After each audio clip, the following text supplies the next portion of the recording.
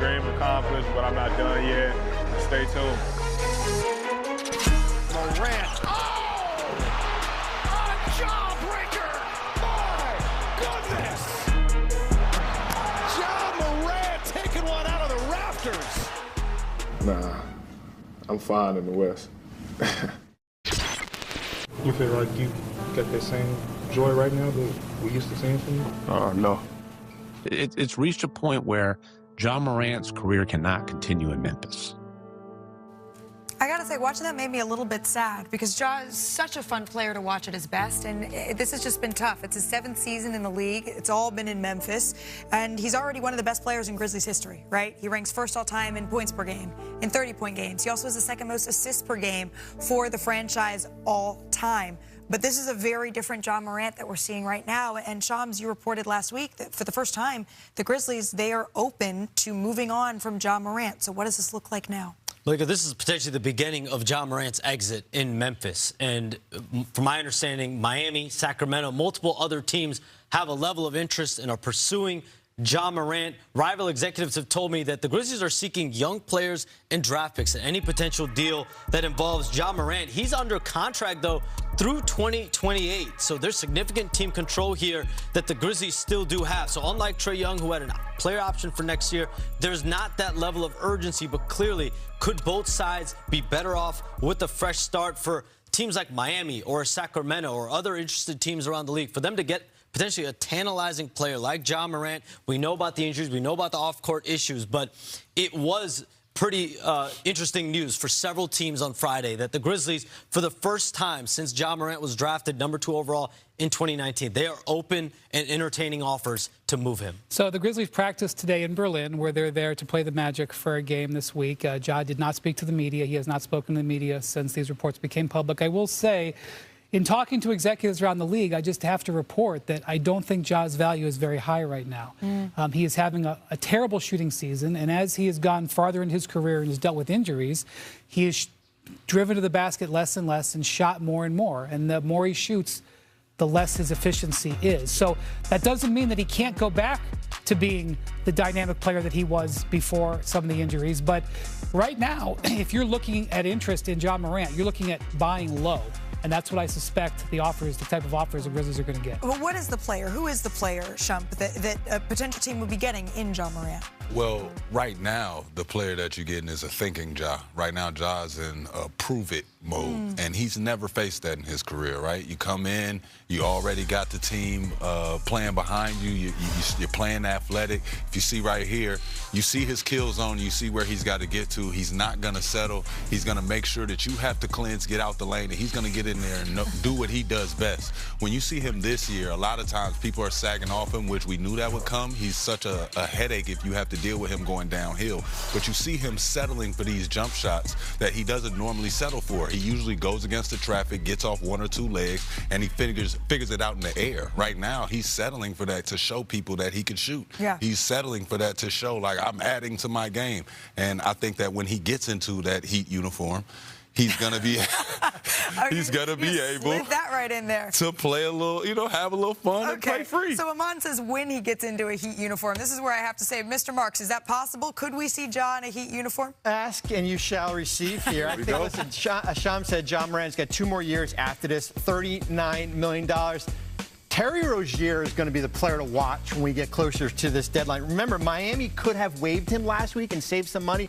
They elected not to. He's got a big expiring contract. He's on immediate leave.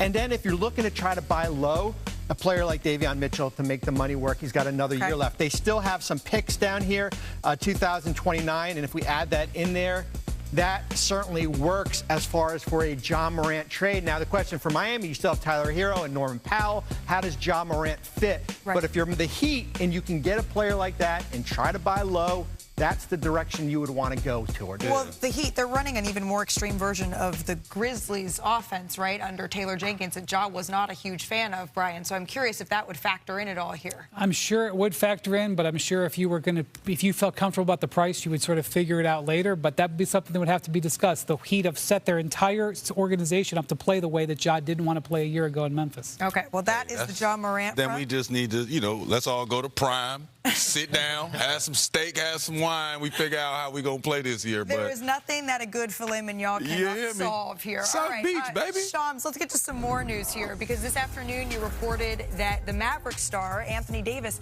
this is a bummer. He's likely to undergo surgery to repair a ligament in his left hand and miss several months. So although Davis would be out here, Shams, there's a lot of factors.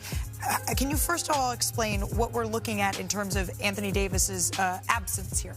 So, Malika, I'm told Anthony Davis will miss at least 2 to 3 months. He's meeting with a hand specialist, Dr. Steven Shin, in Los Angeles, actually, as we speak right now, to determine what type of surgery is required for this ligament damage in that left hand.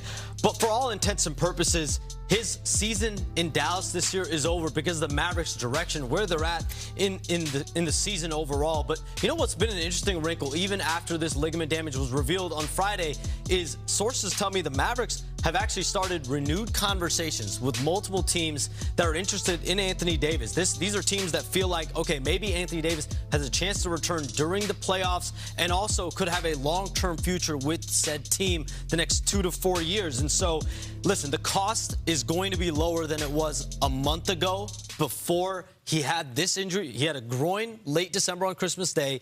They thought, they dodged a bullet in a lot of ways, and now he has this serious hand injury. The cost is going to be lower, but there are multiple teams still seeing, will the Dallas Mavericks trade Anthony Davis before the deadline?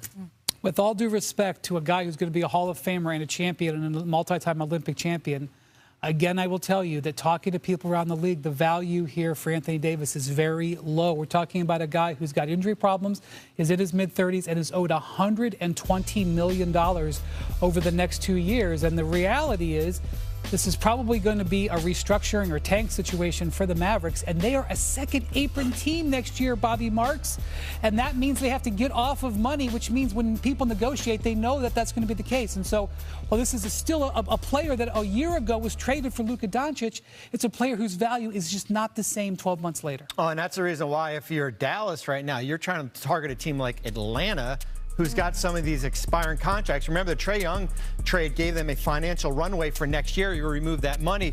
When you look at Anthony Davis at $54 million, essentially you have to get right around $50 million in salary to send out. Kristaps Porzingis is on an expiring contract.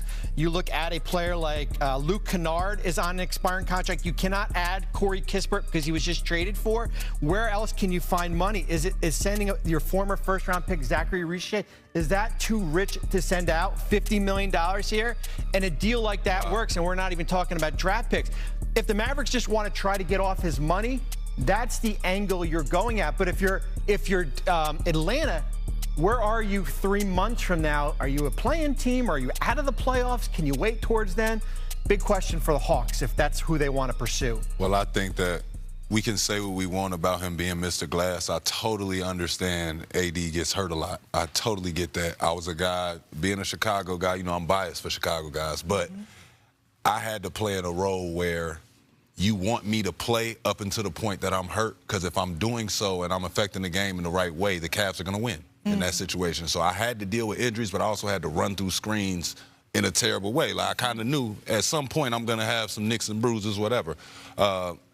With AD, when you start the playoffs, he does exactly what you need him to do just by being on the team, being on the floor. You know what I'm saying? Changing shots at the rim, being able to know what you got going on as far as at the end of the game, who needs to get the ball, how do we get it to him, what's the rotation, how do I lead this team in different ways. I think Anthony Davis does a lot of different things, and that's not a secret around the league. When you got to deal with him when he's healthy, you would love to have him. It's the same thing we had with Draymond Green. They say what they want about Draymond Green. When it comes down to it, you love to have him as a teammate if he's on your team. It's just when he's on the other side. A big factor in this is going to be what the Mavs are going to make public and what they're going to say about this injury, because Shams is giving an update. They're waiting for it. Having a surgery that maybe is out 6 weeks versus having a surgery where you're out 2 to 3 months, that obviously affects his value for this year, which affects what he could get for him for this year. But if the Dallas Mavericks, Bobby said this, are intent on getting off that money and maybe improving their draft position, that is something to monitor how much they want to prioritize. I know that it is crazy to say, and I do not mean it to be offensive, but when I talk to people in the league, a guy who was traded for Luka Doncic a year ago literally could just get traded this year for expiring money, just to get his money off the books. Well, a half game behind the Mavericks in the West play-in is the Utah Jazz. Hey, to quote Amon Shumpert. Hey. They were in Cleveland last night taking on Donovan Mitchell here and the Cavaliers. I love Kevin Love. There he goes. There he goes. Well That's my boy. You're my boy, Blue.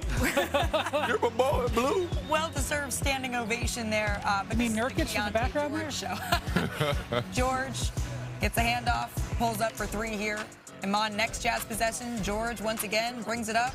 So smooth. Little fake. I love it. His patience, the way he plays in space. Man. This one's just for you. Nurkic getting him on the block. Head shaking He their said head. something There you to him go, in a Nurk. foreign language. Keontae George coming the other way. Look out below. Jumping ahead to the fourth here. George again drives. Easy finish. Wow. And then Jazz closing it out here. Again, against a championship hopeful. George gets it on the wing. Look at him talking some knocks down trash to the three. bench, too. Finished with 32, 9 assists, 5 rebounds in the game. Love it. Keontae George, who turned 22 in November, he put up his 13th career game with 30 points and 5 assists last night. One away from tying Donovan Mitchell for the most by a Jazz player before turning 23 years old. And speaking of Mitchell, he had some high praise for George after his loss to his former team. They came in there and just outplayed us. Started with Keontae George, who deserves to be an all-star. A young fella that I know personally, and I'm excited to see his progress just from last year, this year. The coach he works with is a close friend of mine, so to see them continue to take that step it's amazing to see. I'm happy for him. That's some high praise, and we welcome in the man himself, Utah Jazz guard Keontae George. Keontae, thank you so much for stopping by. What does it mean to hear that from Donovan Mitchell? I appreciate you having me. But man, I seen Don, at rookie transition program, and he just gave me the time of day to really just talk about certain different things, and just honestly, just from day one, he just really showed that he was really invested in my development, and for obviously for him to kind of go out to the media and say those type of things, I mean, I can't ask for more. I got to tell you, it's not just Donovan Mitchell that is taking notice of the leap that you and this group are working to make, my friend. I don't have to remind you, Saturday was a tough loss to the Hornets, and then you're able to turn a page very quickly. How did you do that to get this strong win against the Cavaliers? In this league, the best thing about it is you get another opportunity the next day or 2 days after, so we kind of had to wash it.